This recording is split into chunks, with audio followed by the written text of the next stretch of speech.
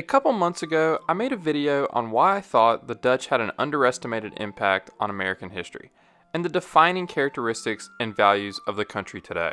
This was done primarily through the Dutch colony of New Netherland, and its settlement of New Amsterdam that served as the seat of the colonial government. This video is kind of part 2 to that one, so if you haven't watched that video yet, I've left a link in the description below. Most Americans know little more about their Dutch past other than that the Dutch once occupied Manhattan, and the legend that Peter Minuit bought Manhattan from the natives for $24 worth of household goods or seashells. But even that story has its issues. The details surrounding the story suggest inaccuracies, questionable sources, and at a minimum, a misunderstanding between the parties involved. So that's the theme of this video. Why is the US left with this one story? And a sketchy one at that. Why doesn't the United States know about its own Dutch origins?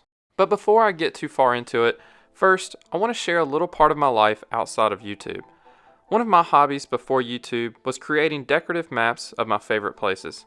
So back in the summer of 2018, I started an online map shop called Zach's Map Shop.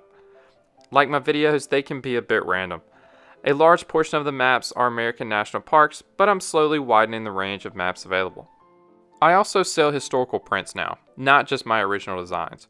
Most of my products are maps printed on high quality poster paper, but I also sell other items such as stickers, notebooks, and coffee cups. With Christmas just months away, if you're looking for something unique for a family member or friend, or you're like me and just like to decorate your own home with maps, come check out my shop. I deeply appreciate any purchases, as it helps support me and this channel. You can check me out on Etsy or at my website at zachsmapshop.com. Now back to this video's topic. The United States isn't ignorant of its Dutch past because it chose to be, but its main former colonizer, the British, probably were. The United States just inherited the ignorance.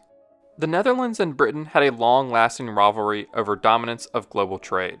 4 wars occurred between England and later Great Britain in the 17th and 18th centuries, with the last coinciding with the American Revolution. In 1664, New Netherland and its seat of government, New Amsterdam, was taken from the Dutch by the English. And though the Dutch are generally considered to have won the war that immediately followed, the Second Anglo-Dutch War, the Dutch didn't push for New Amsterdam's return. They were satisfied with keeping what was thought to be a more valuable and formerly British colony, the newly seized Suriname.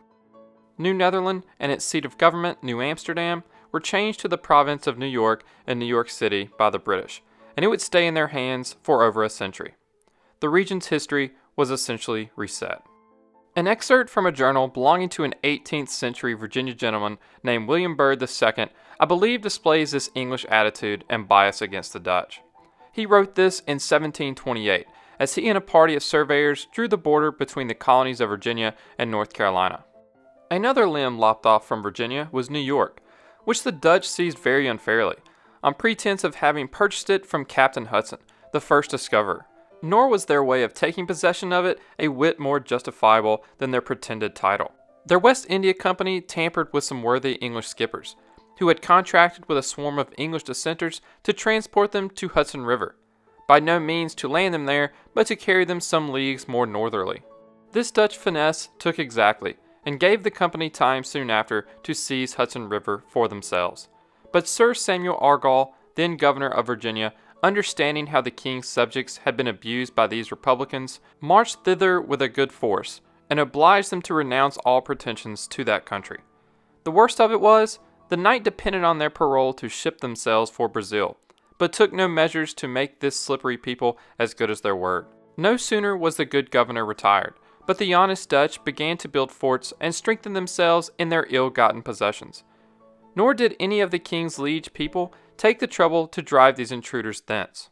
The Civil War in England and the confusions it brought forth allowed no leisure for such distant considerations, though it is strange that the Protector, who neglected no occasion to mortify the Dutch, did not afterwards call them to account for this breach of faith.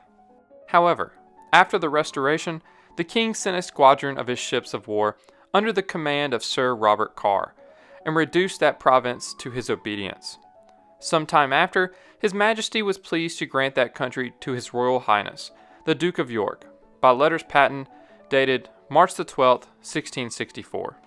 But to show the modesty of the Dutch to the life, though they had no shadow of right to New York, yet they demanded Suriname, a more valuable country, as an equivalent for it, and our able ministers at the time had the generosity to give it them. Looking at this excerpt, it appears not just New Netherland, but really anything considered a Dutch success was probably suppressed. This includes the Second and Third Anglo-Dutch Wars, which played significant roles in American history, but are rarely talked about. In 1667, the Netherlands attacked my home state of Virginia at the mouth of the James River as part of the Second Anglo-Dutch War.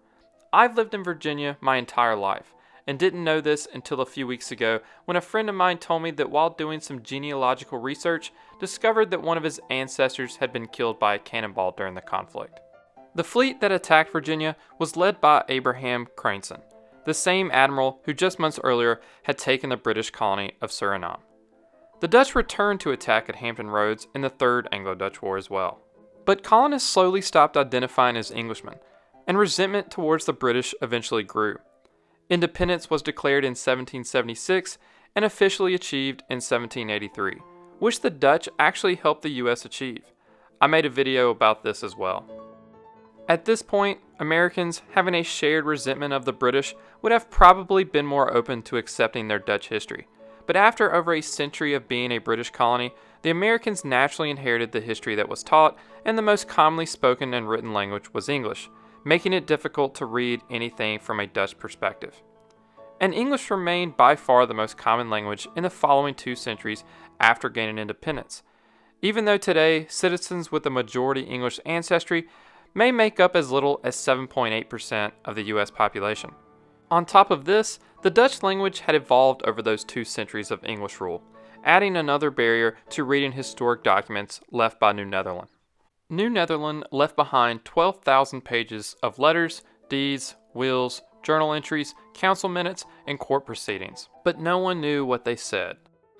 In 1801, a committee headed by who would later be U.S. Vice President to Thomas Jefferson, Aaron Burr, declared that measures ought to be taken to procure a translation, but none were. In the 1820s, a half-blind Dutchman who was not very proficient in English translated the documents, though it was poorly done. Nevertheless, a 1911 fire destroyed the New York State Library along with his translation.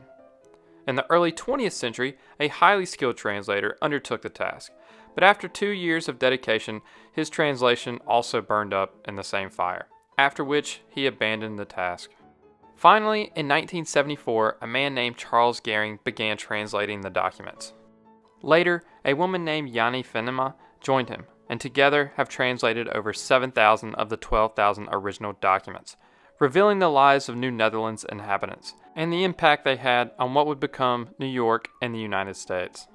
On a side note, I think this highlights how difficult it can be to be unbiased when you are limited to sources in one language, and it's something I struggle with on this channel.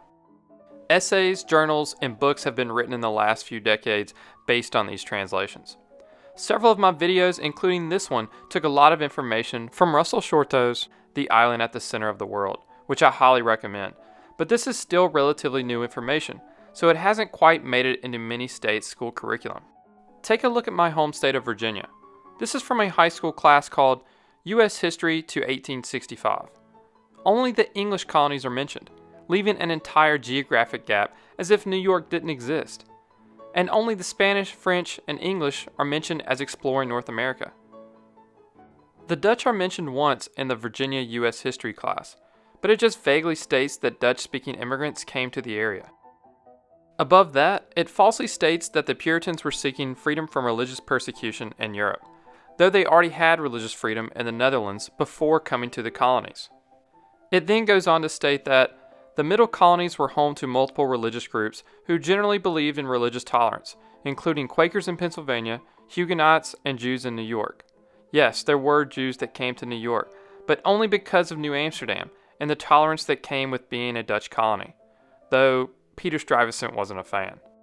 The one state that does appear to recognize the role that the Dutch have played in American history is, of course, New York, especially in more recent times. In 1915, New York City adopted a flag influenced by the flag of the Dutch Republic and used in New Amsterdam. The seal at its center has an image of a windmill. 3 windmills had been built in New Amsterdam. There is also a beaver, the trade of which was one of the main reasons for the Dutch colonization of the region. In 1977, New York City changed the year on its seal from 1664, the year the English took New Amsterdam, to 1625, the year that New Amsterdam was designated the seat of government for New Netherland. New York State has a 7th grade class called New York U.S. History that emphasizes the influence the Dutch had on New York and the United States as a whole. And maybe just like culture always has in the U.S., this will eventually spread outward from New York across the entire United States. If you enjoyed this video, please hit the like button and subscribe for more geography videos. Thank you for watching.